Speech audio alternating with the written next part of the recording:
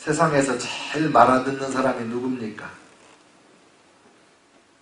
지금까지 살아보니까 여러분 인생에서 진짜 말썽쟁이가 누굽니까? 배정인 집사님 크게 얘기해 보세요. 네. 본인입니다. 본인. 세상에서 내 인생을 제일 괴롭게 하고 힘들게 하고 내 말 진짜 안 먹어주고 순종 안 하고 그게 나예요. 그래서 잠언 16장 32절에 노하기를 더디하는 자는 용사보다 낫고 자기의 마음을 다스리는 자는 성을 빼앗은 자보다 나으니라 그랬어요. 자기 마음을 다스리는 자는 성을 빼앗은 자보다 낫다. 마음 다스리기가 그렇게 힘드는 거예요. 내 마음을 내가 안 알아주는 것도 문제지만은 내 마음을 내가 어찌할 수가 없어요. 화가 날 때도 어찌할 수가 없고 너무 슬퍼질 때도 내 마음대로 안 되고 또 안 되는 줄 알면서 왜 그랬을까? 그런 노래가 있잖아요. 내 마음이 안 되는 줄 알면서 내가 그리 가거든. 먹으면 안 되는 물을 마시고 사면 안 되는 물건을 사고 하면 안 되는 말을 하고 내가 어쩔 수 없어요. 그래서 마음의 슬픔, 기쁨, 고통과 불안 이걸 다스릴 줄 아는 것이 굉장히 중요하고 그렇게만 할 수 있다면 성공한 인생이 되겠죠. 근데 이제 마음을 다스리는 거하고 표정 관리하고 직결되어 있어요. 내 마음에 분노가 가득한데 얼굴에는 미소를 가득하게 머금고 있다. 왠지 시들어 있는 장미꽃 같지 않아요? 마음에 있는 것이 얼굴에 그대로 나타나는 거예요. 그러니까 표정 관리를 해라. 야, 너 저 표정 관리 좀 해. 그런 말 하는데 표정 관리를 하라는 말은 글쎄요. 화장품 발라서 주근깨 기미를 감출 수는 있으나 표정 관리로 이 마음을 감추기는 너무나 분명한 한계가 있는 거죠. 그래서 제가 오늘 설교 제목을 스데반의 얼굴이라 그랬는데 제가 15절을 이렇게 읽어야 일반적인 거예요. 공회 중에 앉은 사람들이 다 스데반을 주목하여 보니 그 얼굴이 울그락불그락 악마상이더라. 그래야 맞는 거예요. 왜? 사람을 매수해가지고 와서 안 한 말을 했다고 하고 이스라엘 백성들에게 가장 치명적인 죄목이 뭐냐면 성전 모독죄, 모세를 율법을 모독한 죄. 그 죄로 지금 중상모략을 하는 거 아니에요. 죽는 거예요. 이 중상모략에 스데반이 죽습니다. 그런데 그런 중상모략을 당하면서 그 공회 중에 앉은 사람들이 다 스데반을 주목하여 보니 그 얼굴이 천사의 얼굴과 같더라. 이게 박자가 안 맞는 거예요. 여러분 사람들을 웃기는 코드가 있어요. 저도 그 이주일 씨한테 배운 거예요. 어떻게 하면 사람이 웃냐? 죄송합니다. 못생겨서 죄송합니다. 그래도 자세히 보면 괜찮은 구석이 있습니다. 이게 맞는 거잖아요. 근데 자세히 보면 더 못생겼습니다. 이래서 웃긴다는 거예요, 이게. 그러니까 이 구절이 박장대소 하고 웃어야 될 구절인 거야. 박자가 안 맞췄다. 어떻게 스데반은 표정 관리를 이렇게 잘할 수 있는가? 아니, 그 마음이 어쩌면 천사의 마음이어서 얼굴에 그렇게 나타날 수 있는가? 상황은 도저히 그게 아닌데 어떻게 이게 가능한가? 그게 오늘 우리가 한번 연구해 볼 주제가 아니겠습니까? 7 집사를 뽑았잖아요. 구제하는 일을 맡기고 사도들이 말씀 연구하고 전하고 기도하는 일을 전무하기 위해서 업무 분담을 했잖아요. 그런데 이 스데반 집사님은 열심히 먹을 것만 나눠주는데 그치지 않고 사도들이 하는 것을 하는 거예요. 설교도 하고 전도도 하고 그리고 기사와 이적도 해가고. 그러면서 이 스데반이 어디를 갔냐면 이 자유민들 9절에 자유민들 즉 구레네인, 알렉산드리아인, 길리기아와 아시아에서 온 사람들의 회당에서 이 사람들의 회당에 가서 열심히 전도를 한 거예요. 이 스데반이 헬라파 유대인이에요? 그 유대파 유대인이에요? 헬라파는 예루살렘에 그 딴지에 살다가 6월절에 예루살렘에 왔던 사람들이 헬라파고, 또 이 유대파는 유대 지역에 예루살렘 지역에 사는 유대인이에요. 근데 이 7집사를 어디서 뽑았냐면 헬라파, 딴 데서 살다가 온 사람들. 왜? 그 사람들이 얼굴을 잘 모르고 이름 잘 몰라서 부재에 자꾸 빠지니까 너희들이 해라 그래가지고 7명이 몽땅 다 헬라파 유대인이에요. 그러니까 이 헬라파 유대인인 스데반이 어디로 갔냐면 헬라파 유대인들의 회당을 가서 전도를 하는 거예요. 자유민은 누구냐면은 AD 20년경에 그 로마 황제가 유대인들을 로마에서 추방을 했어요. 추방을 하면서 풀어나무 했어요. 너희들 마음대로 어디든지 가 살지만 로마에서는 유대인들은 안 돼. 그 핍박을 당해서 풀려나가지고 이 사람들이 돌아온 거예요. 구레네에서, 알렉산드리아에서, 길리기아에서, 아시아에서 유대인들이 예루살렘으로 돌아와서 거기 정착, 그러니까 역이민을 해가지고 조국에 와서 사는 사람들이에요. 이 사람들은 외국에 살다 왔기 때문에 헬라파에 해당이 되니까 스데반 집사님이 그들이 익숙해서 그들에게 가서 복음을 전했는데 그냥 논쟁이 일어난 거예요. 곱게 받아주지 않는 거예요.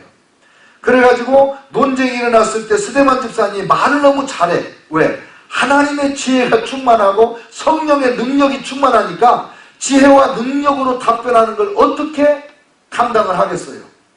성령 받지 못한 사람을, 성령 받은 사람이 성령 받지 못한 사람을 못 이기겠어요? 그러니까 이 사람들이 기분이 나빴어요. 그래가지고 11절에 사람들을 매수하여 말하게 했어요. 어떻게 말하게 했냐면 이 사람이 모세와 하나님을 모독하는 말을 하는 것을 우리가 들었노라. 우리나라에서 요즘에 기분 나쁘면 뭐라고 몰아붙여요? 한국에서? 종북이라고 몰아붙여요. 종북이라고. 그전에는 빨갱이라고 몰아붙였잖아요. 요즘에 종북이라고 그러면은 사람 취급도 안 하잖아요. 북한과 살아라 그러잖아. 이때는 종북보다 더 무서운 말이 모세의 율법을 고치겠다고 하는 거예요. 하나님의 성전을 모독했다는 거예요. 그러니까 지금 이 스데반 집사님을 완전히 올가매는 그런 모독의 말을 하도록 매수를 했어요. 돈 주고 사람을 산 거예요. 그리고 이제 공회에 끌고 와가지고 거짓 증인들을 세워서 이 사람이 거룩한 것과 율법을 거슬러 말하는 것을 말하기를 마지 아니하는도다. 나사렛 예수가 이곳을 헐고 또 모세가 우리에게 전해준 규례를 고치겠다 함을 우리가 들었다. 이렇게 모략을 하는 거예요. 여러분, 이 초대교회가 지금 경험하는 것은 그 지각변동이 일어나는 거예요.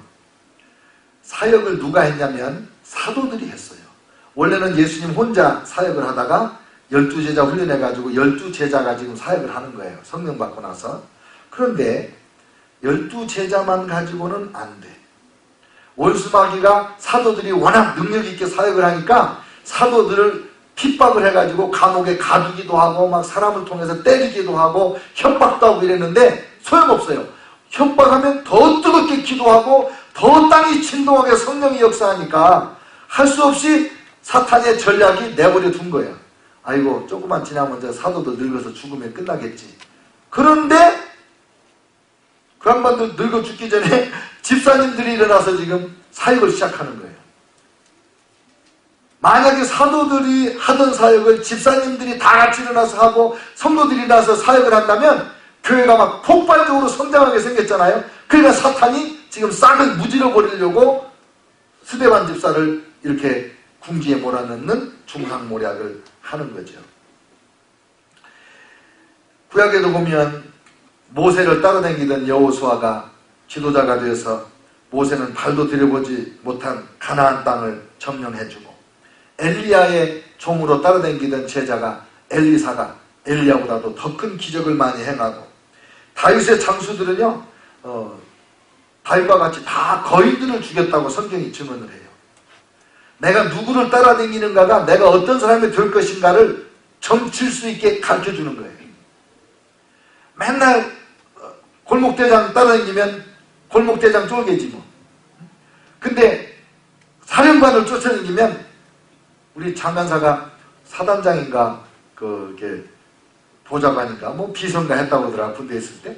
그러니까 큰 사람을 따라다니면 벌써 생각하는 거 말하는 거 듣는 게 틀리잖아요. 근데 이 따라다니는 사람들이 배워서 스승이 하던 것을 스승만큼이나 아니면 그보다 더 잘하는 사람들이 많이 일어나는 거예요. 그래야 되죠. 그래야 돼. 제가 부흥을 연구해 보니까 부흥하는 교회의 특징이 뭐냐면, 그 교회에서 일어난 신자들이 그 교회에서 목사님이 돼요. 일반 신학교에서 신학해가지고 부흥하는 교회 와서 일꾼이 될 수가 없어요. 여의도 순복음교회도 제가 보니까 여의도 순복음교회 출신이 아닌 사람이 그 교회 목사를 못해.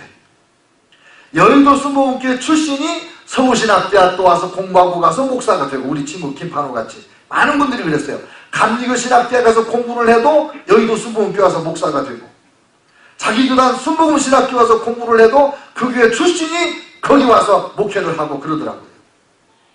왜냐하면 밖에서 들어온 사람은 그 교회를 잘 모르기 때문에 교회에 적응하기가 힘들고, 그래서 어려운 일이 많이 생기는 거예요.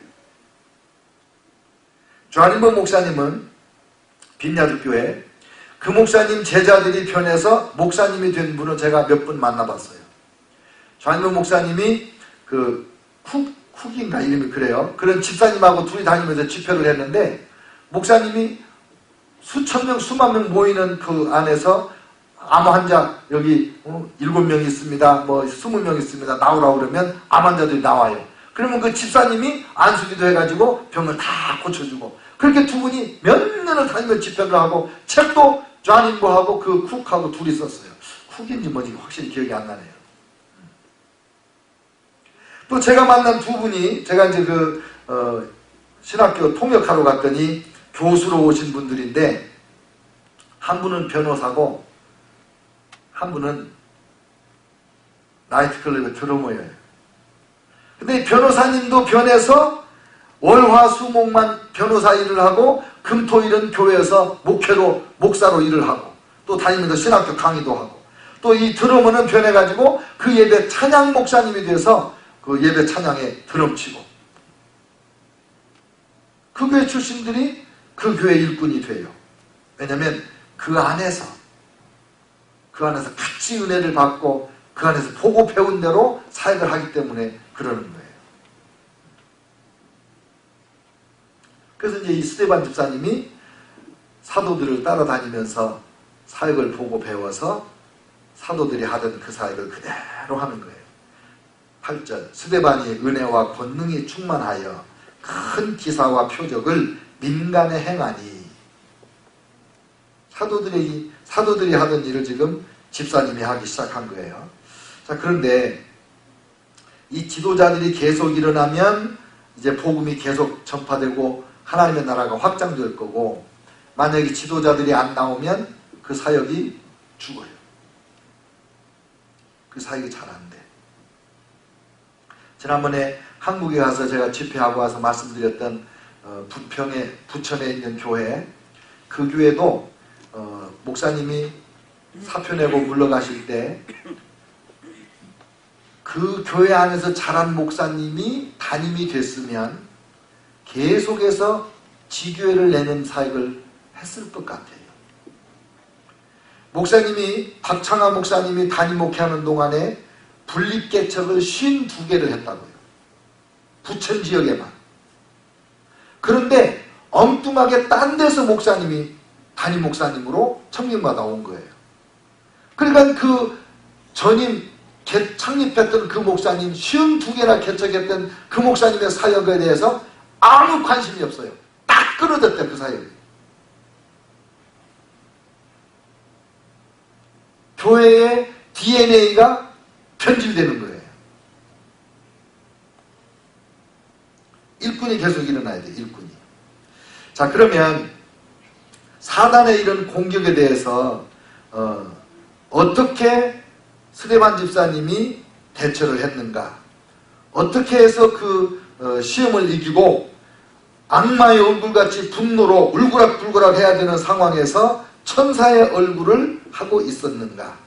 이게 이제 우리가 중요하게 생각해야 되는 건데, 잘 모르면 답답하고 잘 모르면 화가 더 납니다. 근데 다 알고 나면 화낼 일이 없거든요. 지금 이 사람들이 거짓말 하잖아요. 근데 스데반 집사님은 성령이 충만해요. 이 거짓말하는 세력이 누구예요? 마귀예요. 왜요? 예수님이 그러셨어요. 마귀는 거짓의 아비예요. 처음부터 자기 걸로 거짓말을 해. 왜? 거짓이 자기 거니까. 그래서 제가 종종 무섭게 얘기하잖아요. 거짓말하지 말라고. 거짓말하는 순간 하나님의 종이 변하여 사탄의 종이 되는 거예요. 나도 모르게 실수하여 거짓말하는 것도 억울해 죽겠는데 자기의 조그만한 이득을 위해서 어려운 그 상황을 모면하기 위해서 거짓말을 했다? 이거는 하나님의 사람이 할 수 없는 일이죠. 그런데 지금 이 백성들이 거짓말로 스데반 집사를 중상모략을 하고 고발을 할 때 스데반 집사님은 그걸 안 거예요. 아, 저들이 사탄에게 사로잡혔구나. 너희는 너희 아비 마귀에게서 났으니 너희 아비의 욕심을 너희도 행하고자 하느니라. 저는 처음부터 살인한 자요 진리가 그 속에 없으므로 진리에 서지 못하고 거짓을 말할 때마다 제 것으로 말하나니 이는 저가 거짓말쟁이요 거짓의 아비가 되었음이니라. 요한복음 8장 44절에요. 그러니까 그것을 아니까 화를 낼 필요가 없는 거예요. 자기가 그것 때문에 억울하게 지금 당하고 있지만 그렇다고 해서 그것 때문에 화를 내서 해결할 문제가 아닌 거예요. 사람을 내수해가지고 세우고. 제가 참 어리석었구나 그런 생각을 하는 게 있어요. 저는 목사님이나 장로님이나 교회 지도자들은 절대로 거짓말 안 하는 걸로 알았어요. 그렇게 믿었어요. 에이, 그래도 목사님이 하신 말씀인데 거짓말일까? 또 이런 말 있잖아요. 아니 땐 굴뚝에 연기 나랴. 에이, 목사님이 말씀하실 때는 뭔가 근거가 있으니까 말씀하시는 거지. 누군가 불을 뗐으니까 연기가 나는 거지. 아니 땐 굴뚝에 어떻게 연기가 나? 그렇게 생각했단 말이에요. 근데 내가 그게 실수였어요.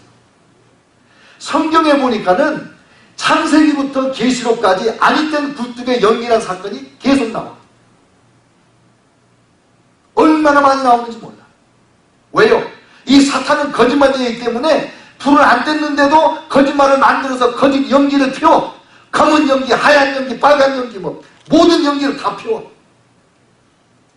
그래서 스데반 집사님 같이 의로운 사람들, 하나님 앞에 진실한 사람들이 얼마나 억울하게 많이 죽어가고 손해봤는지 몰라. 역사상.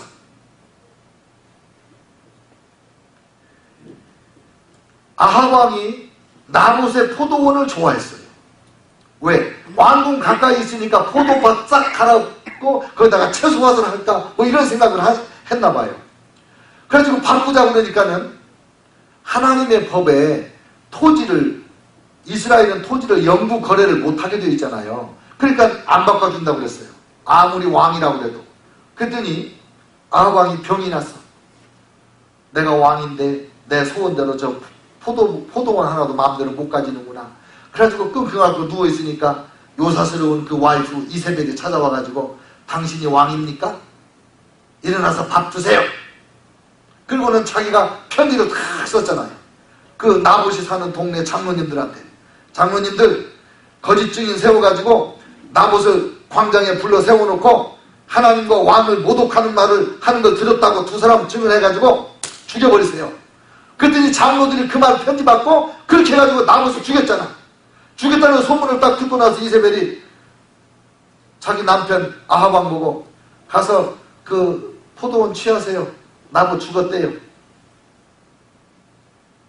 이런 일이 왕에게도 있고 일반 서민에게는 얼마나 많고, 비일비재한 거짓말, 중상모략.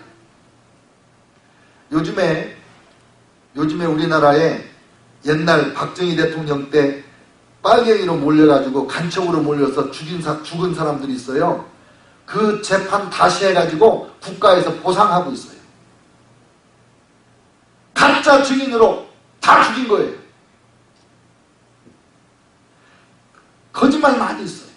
심지어 성경이 뭐라고 말하냐면 예언을 다 믿지 말고 예언이 하나님께 속하였나 분별하라 그랬어요. 예언조차도 거짓의 영이 들어와서 거짓 예언을 하게 만드는 것이 사탄이란 말이에요. 그러니까 모든 사람의 말을 다 믿는 게 훌륭한 게 아닌 거예요. 분별력 있는 것이 훌륭한 거예요. 이 스데반 집사님은 그 거짓말이 거짓말인 것을 알아요.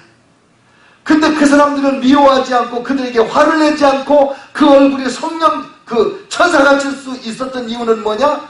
마귀에게 속아서 저런 나쁜 짓을 하고 있구나. 마귀의 종노릇을 하고 있구나. 그러니까 불쌍히 여길지언정 그들을 향하여 분노를 품지 않으니까 그 마음이, 그 얼굴이 천사 같은 거예요. 그 다음에 또 한 가지는 스데반 집사님은 성령이 충만했어요. 하나님의 영이 충만하다. 무슨 말이냐면 성령께서 내 마음을 다스리신다. 성령께서 내 마음을 주장하신다. 그러니까 성령의 마음으로 살고 있는 거예요. 그러니까 지금 보통 사람들의 생각으로는 억울한 생각, 또 불안한 생각, 미움, 화 이런 게 막 일어나야 되는 상황인데 그 마음에 그런 건 하나도 없고 하나님의 성령으로 충만하니까 그 성령의 기쁜 얼굴이, 그 기쁨이 스데반 집사의 얼굴로 나타나서 천사처럼 보인다 이 말이에요. 여러분 몇 살 되면 자기 인물 책임지라고 그러죠? 40살. 우리 집사님 How old are you? 40살이 되면 자기 얼굴을 책임지라는 거예요. 그러면 자기 얼굴 책임지기 위해서 그 40살까지 돈 벌어가지고 성형외과 찾아가서 이렇게 저렇게 다 고쳐가지고 얼굴을 책임 있는 얼굴을 만들라 그런 뜻인가요? 아니에요. 아무리 못생겼든지 잘생겼든지 그 잘생기고 못생긴 거 상관없이 40세 후에 책임지는 거는 인상이에요. 인상. 못생겨도 인물이 좋으면 보고 싶고 가까이 가고 싶어요. 잘생겨도 인상이 나쁘면 왠지 가까이 가고 싶지가 않은 거예요. 그러면 그 40세 될 때까지 뭘 하라는 거예요? 얼굴 모양을 고치라는 게 아니고 마음을 다스리는 사람이 되라는 거죠.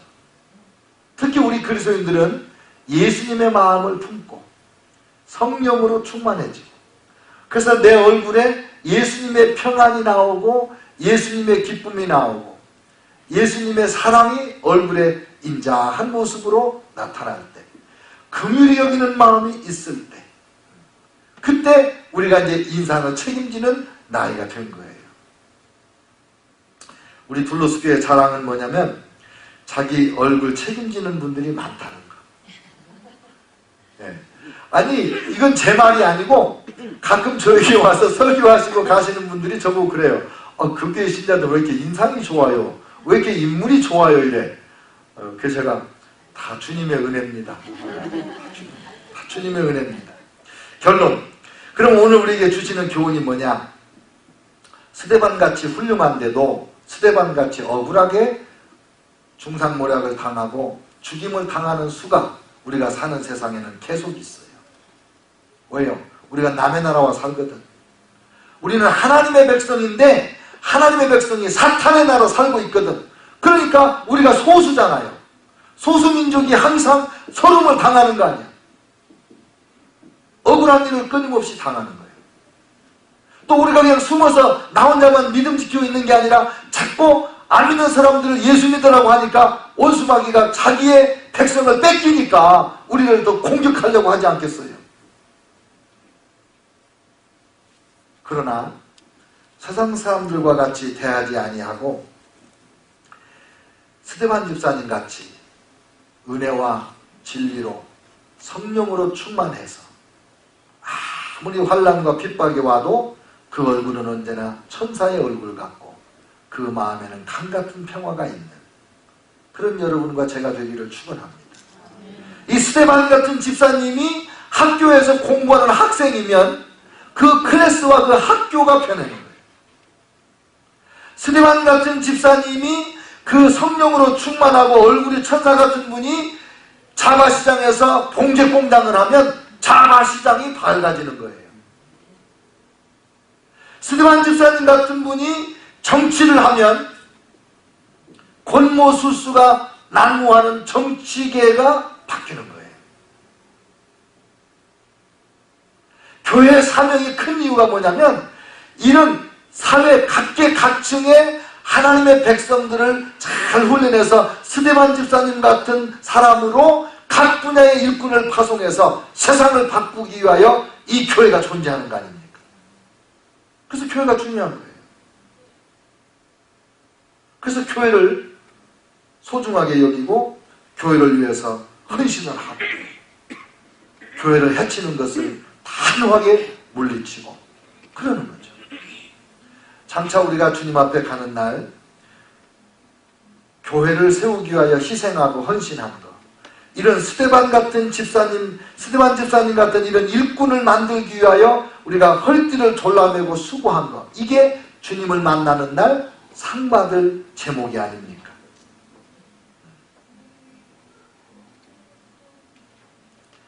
저와 여러분의 마음에 성령 충만하고 하나님의 지혜가 충만하시기를 축원합니다. 저와 여러분의 얼굴이 스데반 집사님 같이 천사 얼굴 같이 되기를 주의 이름으로 축원합니다. 기도하겠습니다.